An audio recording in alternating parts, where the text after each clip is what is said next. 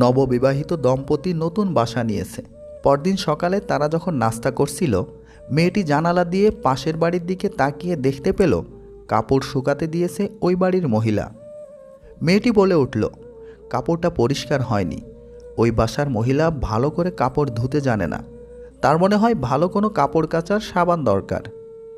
মেয়েটির স্বামী সেদিকে তাকালো, কিন্তু নিশ্চুপ রইল। যতবারই পাশের বাড়ির মহিলাটি কাপড় শুকাতে দিত, ততবারই এই মেয়েটি একই মন্তব্য করত। মাসখানেক পরে সেই বাড়িতে সুন্দর পরিষ্কার কাপড় শুকানোর জন্য ঝুলতে দেখে মেয়েটি অবাক হয়ে তার স্বামীকে বলল, দেখো, অবশেষে উনি শিখেছেন কিভাবে ঠিকভাবে কাপড় ধুতে হয়। আমি তো ভাবছি কে তাকে শেখালো। তখন স্বামী বলে উঠল, শোনো, আজ ভোরে আমি আমাদের জানালার কাচ পরিষ্কার করেছি। আমাদের জীবনটাও এমনই। আমরা কোনো কিছু দেখার সময় যা দেখি তা নির্ভর করে আমাদের সেই জানালার পরিচ্ছন্নতার উপর, যা দিয়ে আমরা দেখি। কোনো সমালোচনা করার আগে আমাদের নিজের মনের অবস্থাটা খেয়াল করা প্রয়োজন। নিজেদেরকে প্রশ্ন করা দরকার যে আমরা কি তার মাঝে কোনো ভালো কিছু দেখতে চাই আদৌ, নাকি মানুষটার দিকে তাকাচ্ছি শুধু তার ভুলগুলো খুঁজে বের করার জন্য। একবার এক মেডিকেল ছাত্রছাত্রীদের প্র্যাকটিক্যাল ক্লাস চলতেছে। প্র্যাকটিক্যালের জন্য একটি মরা কুকুর নিয়ে আসা হলো। প্রফেসর সাহেব হঠাৎ করে সেই কুকুরের পিছন দিয়ে নিজের আঙুল ঢুকিয়ে দিলেন। তারপর আঙুল নিজের মুখে দিলেন। এরপর সব ছাত্রছাত্রীদের একই কাজ করতে বললেন। স্যারের ভয়ে সবাই তাদের আঙ্গুল ওই মৃত কুকুরের পিছন দিয়ে ঢুকিয়ে দিয়ে যার যার মুখে দিল। এরপর স্যার বললেন, বুঝছো, মেডিকেলের সবচেয়ে গুরুত্বপূর্ণ হলো মনোযোগ। তোমরা যদি মনোযোগ দিতা তাহলে বুঝতা যে আমি আমার মিডল ফিঙ্গার ঢুকাইছি আর তর্জনী আঙ্গুল মুখে দিছি। এখন থেকে মনোযোগ দাও। ছাত্রছাত্রীরা সব বেহুশ, আর এরই নাম মনোযোগ। তাই কারো পেছনে আঙুল না দিয়ে মনোযোগ দিয়ে নিজের কাজ করেন, সাফল্য অনিবার্য।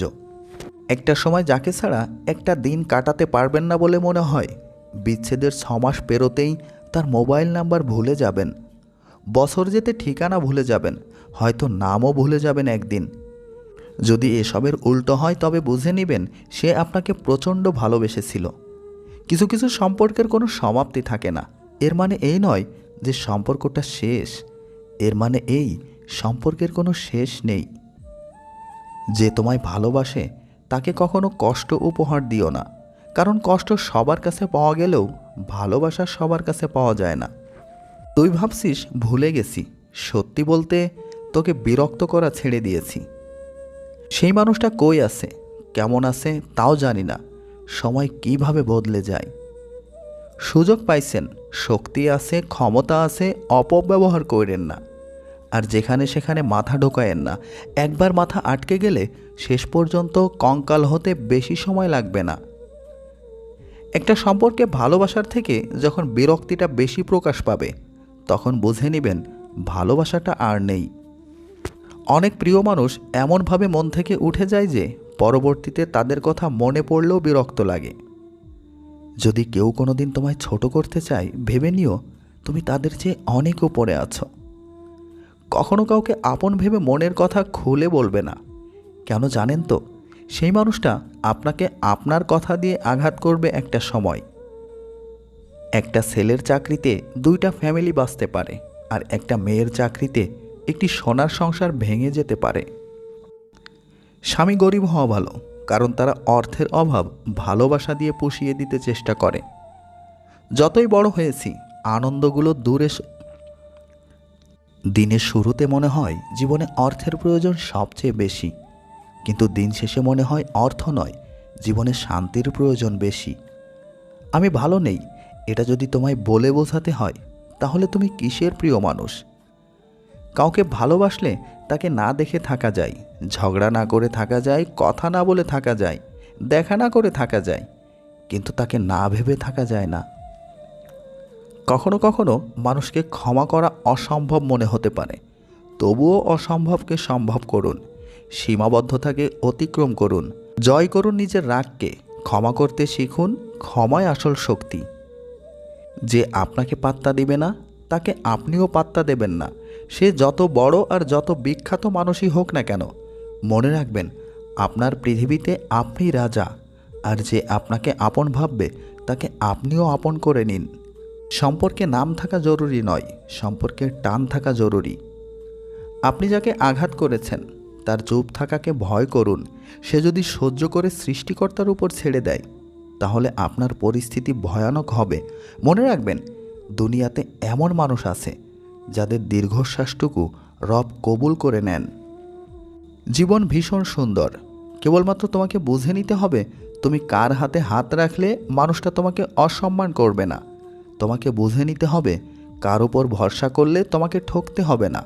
তোমাকে বুঝে নিতে হবে কে তোমার মনটাকে ভালো বুঝতে পারবে। প্রকৃত পুরুষ তার নারীকে সেই সম্মানটুকু দেয় তার প্রিয় নারী যেটা ডিজার্ভ করে। যদি এমন কাউকে পেয়ে যাও তবে আঁকড়ে ধরো। কারো জন্য ফেরার দরকার নেই। এই দুনিয়ায় ভরসা করার মতো দুটি হাত বড় প্রয়োজন।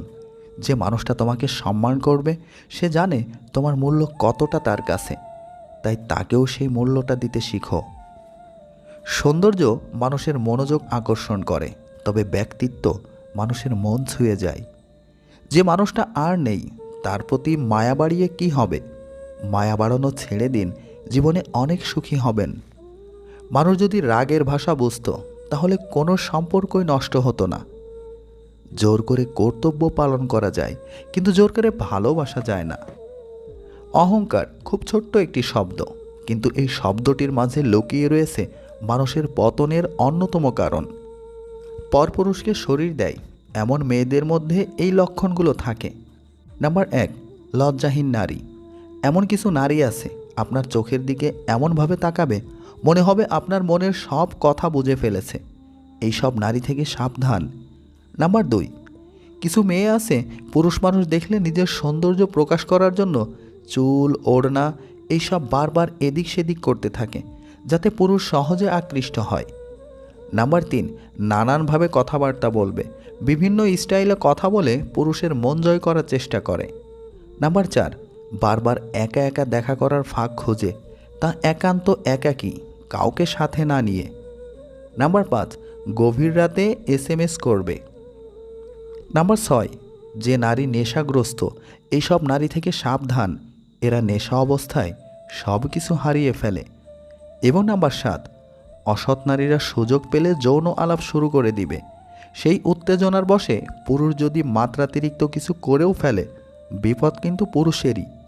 এই নারী কিন্তু অবলীলায় দোষ চাপিয়ে দিতে পারে পুরুষের ঘাড়ে। যে ফুলটা আমাদের সবচেয়ে প্রিয়, আমরা সেটাকেই গাছ থেকে ছিঁড়ে নিয়ে সবশেষে নষ্ট করে ফেলে দিই। যে যায় সে কি ফিরে? ফেরার জন্য কেউ কখনো চলে যায় না। সম্পর্কে সমস্যার সমাধান খোঁজা উচিত, কিন্তু তার আগেই অনেক মানুষ হারিয়ে যায় আপন স্বার্থে। ভাগ্য বড় অদ্ভুত জিনিস, কাউকে দেয় আর কারো কাছ থেকে কেড়ে নেয়।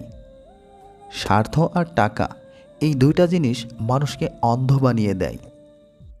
যে মানুষটা আমার অনুপস্থিতিতে বিন্দুমাত্র শূন্যতা অনুভব করে না, সেই মানুষটা আমার জীবনে না থাকলেও কোনো আপত্তি নেই আমার।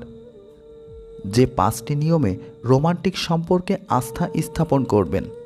ওয়াদা পালন করুন, ধীরে ধীরে বিশ্বাস অর্জন করুন, ইতিবাচক মনোভাব বজায় রাখুন, একে অপরকে সম্মান করুন, ক্ষমাশীল হন। অনেক চেনা মানুষের অচেনা রূপ দেখলাম। খারাপ সময় ঠিকই একদিন শেষ হবে, কিন্তু বহুরূপী মানুষগুলোর ব্যবহার মনে গেঁথে থাকবে আজীবন।